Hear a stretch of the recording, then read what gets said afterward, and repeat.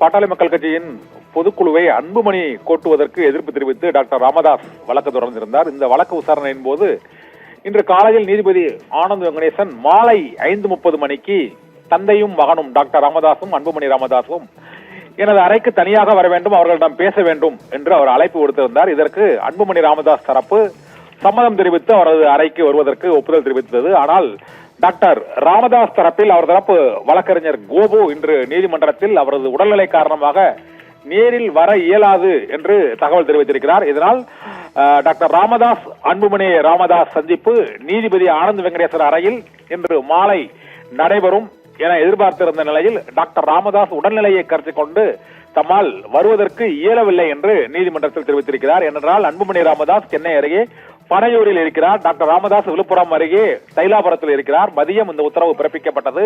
உடனடியாக டாக்டர் ராமதாஸ் கிளம்பி நீதிமன்றத்துக்கு வருவாரா என்ற எதிர்பார்ப்பு பாட்டாளி மக்கள் கட்சியினரிடையே எழுந்திருந்தது. ஆனால் இந்த எதிர்பார்ப்புக்கு முற்றுப்புள்ளி வைக்கக்கூடிய வகையில் இன்று வர இயலாது என்று டாக்டர் ராமதாஸ் தரப்பில் அவரது வழக்கறிஞர் கோபு சென்னை உயர்நீதிமன்றத்தில் தெரிவித்திருக்கிறார்.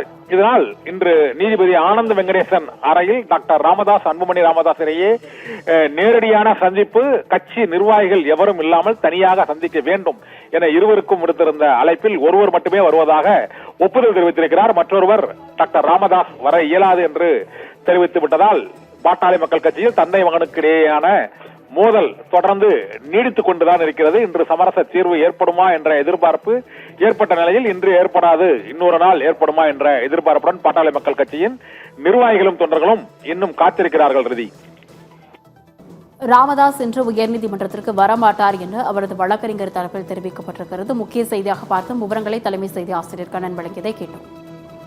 ஜெயச்சந்திரனின் அடடா ஆடியோ ஆஃபர் 5 முதல் 70% வரை டிஸ்கவுண்ட்.